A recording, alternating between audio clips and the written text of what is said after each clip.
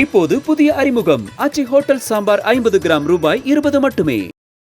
கரூர் மாவட்டம் குளித்தலை அருகே உள்ள கல்லடையில் 184 ஏக்கர் பரப்பளவு கொண்ட குளம் தூர்வாரப்படாததால் மழைநீரை சேமித்து வைக்க முடியாமல் குளம் நிரம்பி வழிவதாக அப்பகுதி மக்கள் குற்றம் சாட்டியுள்ளனர்.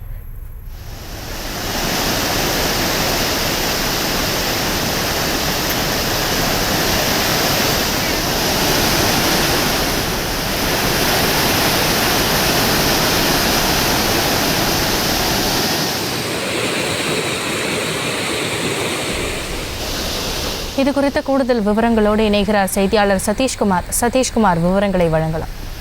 வணக்கம். கரூர் மாவட்டம் குளித்தலை அருகே தோகமலை பகுதியில் நேற்று கனமழை பெய்தது. நேற்று ஒரு நாளில் மட்டும் அப்பகுதியில் 13 சென்டிமீட்டர் மழை அளவு பதிவாகியுள்ளது.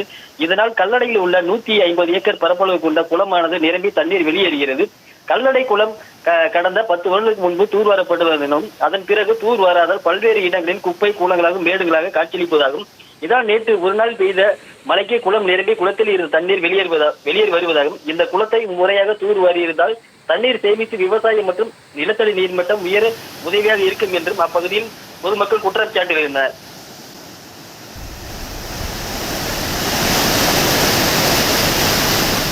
விவரங்களுக்கு நன்றி சதீஷ்குமார். இப்போது புதிய அறிமுகம் ஆச்சி ஹோட்டல் சாம்பார் 50 கிராம் ரூபாய் 20 மட்டுமே.